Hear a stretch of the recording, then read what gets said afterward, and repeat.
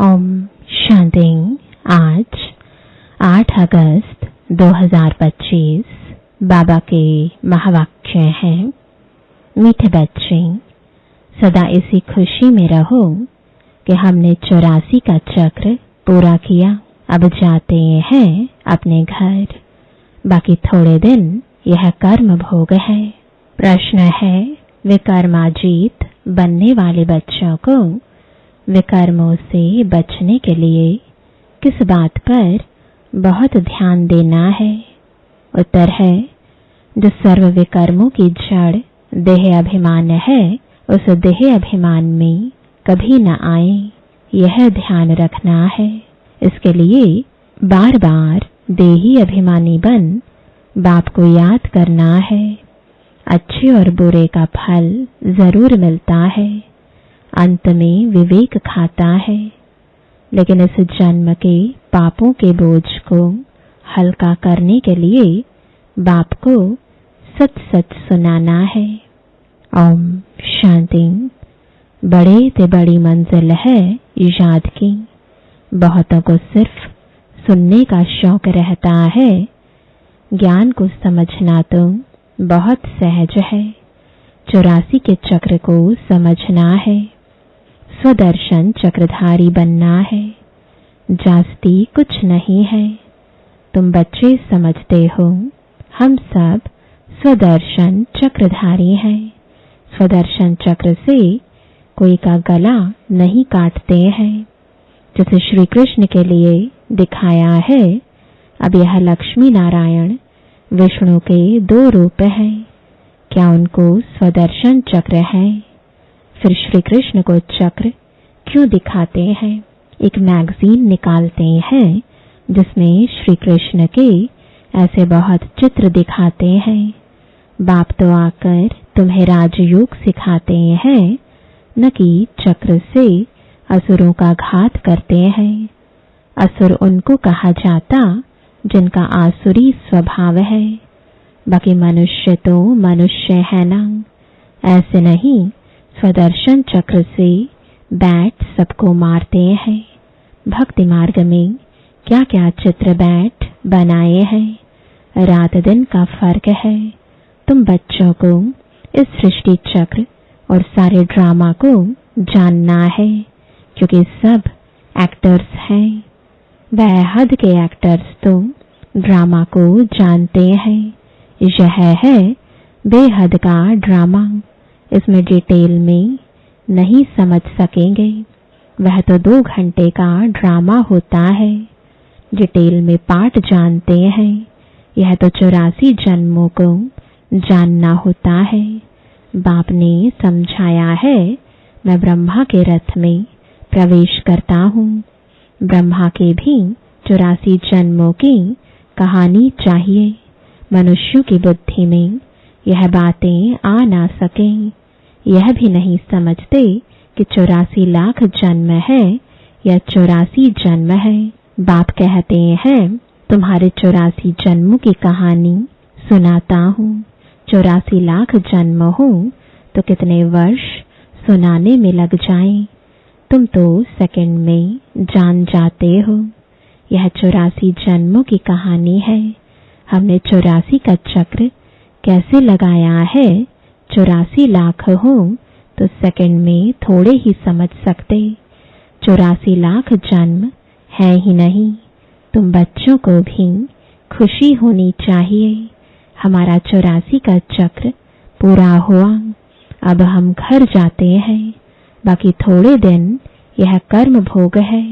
विकर्म भस्म हो, कर्मातीत अवस्था कैसे हो जाए, इसके लिए यह युक्ति बताई है। बाकी समझाते हैं, इस जन्म में जो भी विकर्म किए हुए हैं वह लिख कर दो तो बोझ हल्का हो जाए। जन्म जन्मांतर के विकर्म तो कोई लिख ना सके। विकर्म तो होते आए हैं। जब से रावण राज्य शुरू हुआ है तो कर्म विकर्म हो पड़ते हैं। सतयुग में कर्म अकर्म होते हैं। भगवान वाच तुमको कर्म अकर्म विकर्म की गति को समझाता हूँ। विक्रमाजीत का संवत लक्ष्मी नारायण से शुरू होता है। सीढ़ी में बड़ा क्लियर है, शास्त्रों में कोई यह बातें नहीं है। सूर्यवंशी चंद्रवंशी का राज भी तुम बच्चों ने समझा है कि हम ही थे। विराट रूप का चित्र भी बहुत बनाते हैं, परंतु अर्थ कुछ भी नहीं जानते। बाप बगैर कोई समझा नहीं सकते।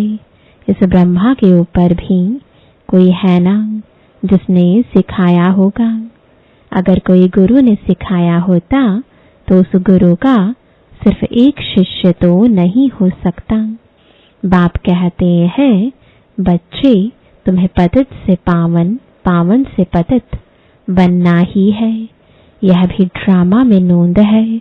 अनेक बार यह चक्र पास किया है, पास करते ही रहेंगे। तुम हो ऑलराउंड पाठधारी, आदि से अंत तक पाठ और कोई का है नहीं। तुमको ही बाप समझाते हैं।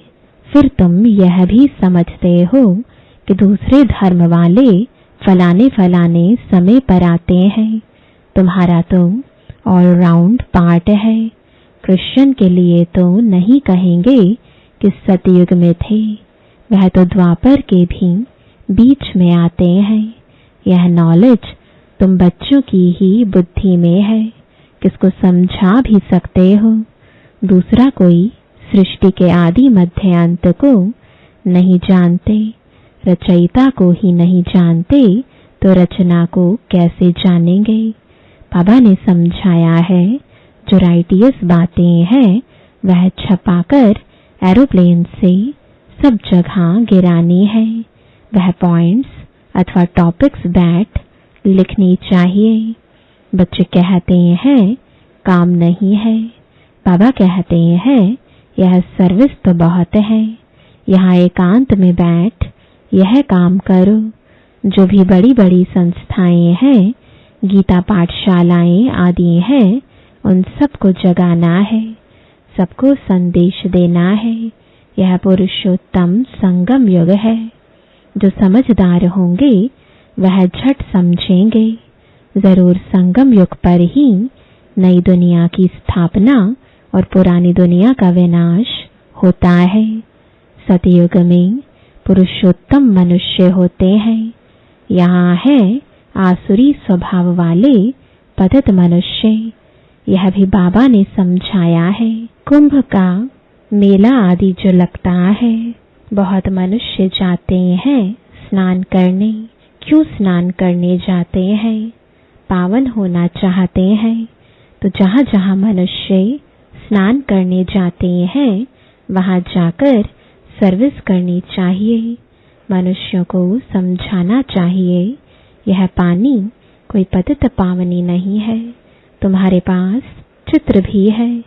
गीता पाठशालाओं में जाकर यह पर्चे बांटने चाहिए।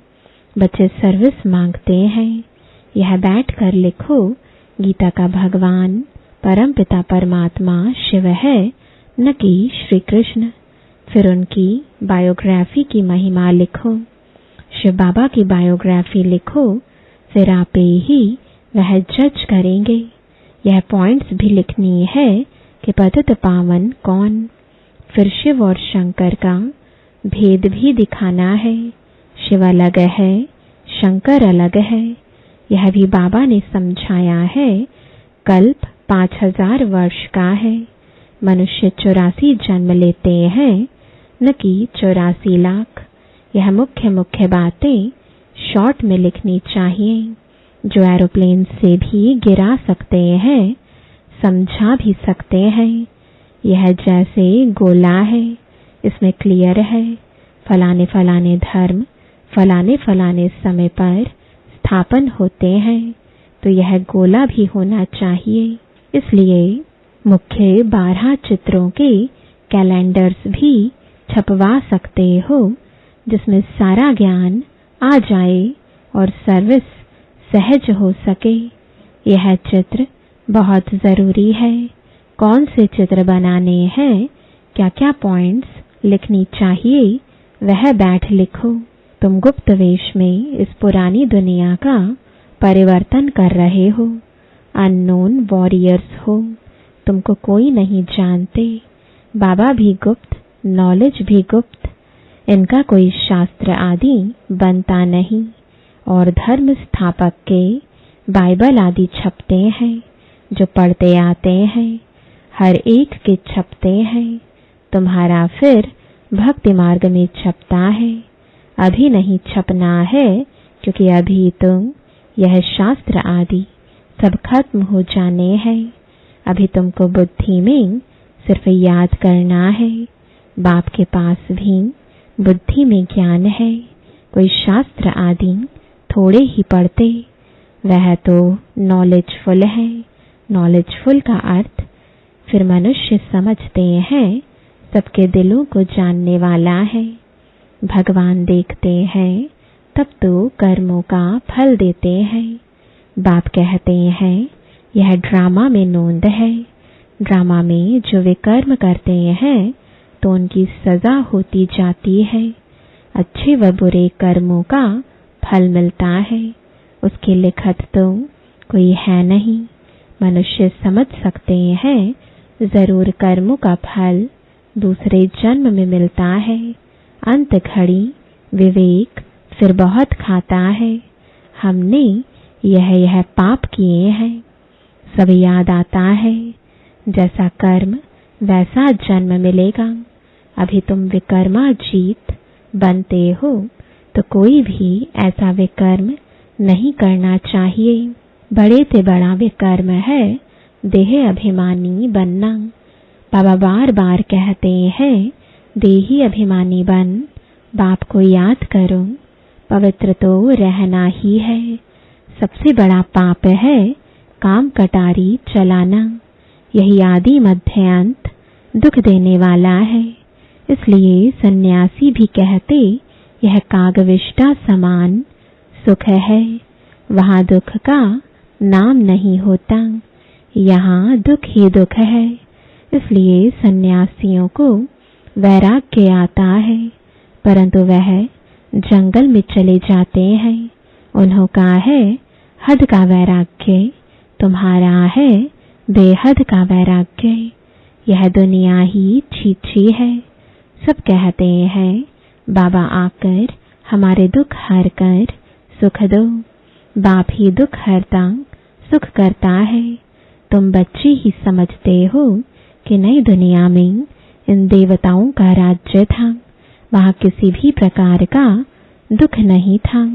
जब कोई शरीर छोड़ता है तो मनुष्य कहते हैं स्वर्गवासी हुआ, परंतु यह थोड़े ही समझते कि हम नरक में हैं। हम जब मरें तब स्वर्ग में जाएं, परंतु वह भी स्वर्ग में गया व यहाँ नरक में आया, कुछ भी समझते नहीं। तुम बच्चे 3 बाप का राज भी सबको समझा सकते हो। 2 बाप तो सब समझते हैं, लौकिक और पारलौकिक, और यह अलौकिक प्रजापिता ब्रह्मा फिर है यहाँ संगम युग पर। ब्राह्मण भी चाहिए ना।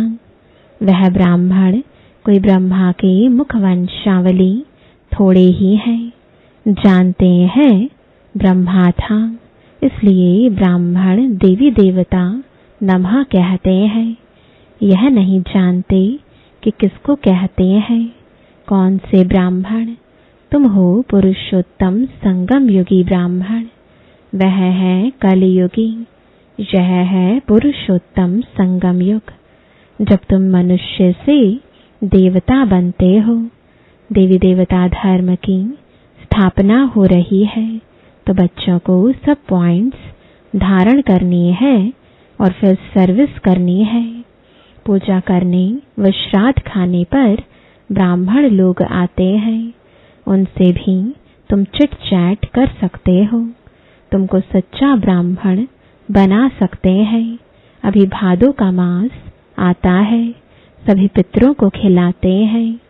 वह भी युक्ति से करना चाहिए, नहीं तो कहेंगे कि ब्रह्मा कुमारियों के पास जाकर सब कुछ छोड़ दिया है।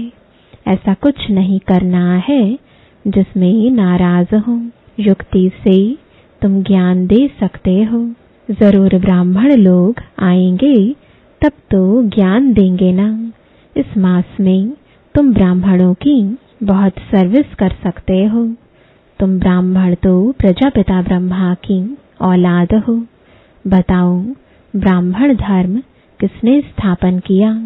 तुम उन्हों का भी कल्याण कर सकते हो घर बैठे। जैसे अमरनाथ की यात्रा पर जाते हैं तो वे सिर्फ लिखत से इतना नहीं समझेंगे, वहां बैठ समझाना चाहिए। हम तुमको सच्ची अमरनाथ की कथा सुनाए। अमरनाथ तो एक को ही कहा जाता है। अमरनाथ अर्थात जो अमरपुरी स्थापन करे, वह है सतयुग। ऐसी सर्विस करनी पड़े, वहां पैदल जाना पड़ता है। जो अच्छे अच्छे बड़े बड़े आदमी हो, उनको जाकर समझाना चाहिए। सन्यासियों को भी तुम ज्ञान दे सकते हो। तुम सारी सृष्टि के कल्याणकारी हो। श्रीमत पर हम विश्व का कल्याण कर रहे हैं। बुद्धि में यह नशा रहना चाहिए। अच्छा, मीठे मीठे सिकिलदे बच्चों प्रति माता पिता बाप दादा का याद प्यार और गुड मॉर्निंग। रूहानी बाप की रूहानी बच्चों को नमस्ते। रूहानी बच्चों की रूहानी बाप दादा को गुड मॉर्निंग और नमस्ते। धारणा के लिए मुख्य सार है, पहला, जब एकांत व फुर्सत मिलती है तो ज्ञान की अच्छी अच्छी पॉइंट्स पर विचार सागर मंथन कर लिखना है। सबको संदेश पहुंचाने व सबका कल्याण करने की युक्ति रचनी है। दूसरा, विकर्मों से बचने के लिए देही अभिमानी बन बाप को याद करना है। अभी कोई भी विकर्म नहीं करना है। इस जन्म के किए हुए विकर्म बाप दादा को सच सच सुनाने हैं। वरदान है, अटल भावी को जानते हुए भी श्रेष्ठ कार्य को प्रत्यक्ष रूप देने वाले सदा समर्थ भव।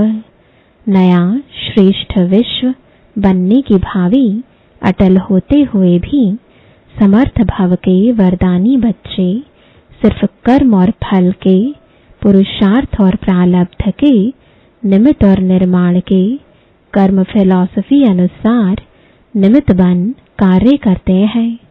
दुनिया वालों को उम्मीद नहीं दिखाई देती और आप कहते हो यह कार्य अनेक बार हुआ है, अभी भी हुआ ही पड़ा है, क्योंकि स्व परिवर्तन के प्रत्यक्ष प्रमाण के आगे और कोई प्रमाण की आवश्यकता ही नहीं। साथ साथ परमात्म कार्य सदा सफल है ही। स्लोगन है, कहना कम करना ज्यादा, यह श्रेष्ठ लक्ष्य महान बना देगा। आज का अव्यक्त इशारा, सहज योगी बनना है तो परमात्म प्यार के अनुभवी बनो। सेवा में व स्वयं की चढ़ती कला में सफलता का मुख्य आधार है एक बाप से अटूट प्यार। बाप के सिवाय और कुछ दिखाई ना दे। संकल्प में भी बाबा, बोल में भी बाबा, कर्म में भी बाप का साथ। ऐसी लवलीन स्थिति में रहे, एक शब्द भी बोलेंगे तो वह स्नेह के बोल दूसरी आत्मा को भी स्नेह में बांध देंगे। ऐसी लवलीन आत्मा का एक बाबा शब्द ही जादू मंत्र का काम करेगा।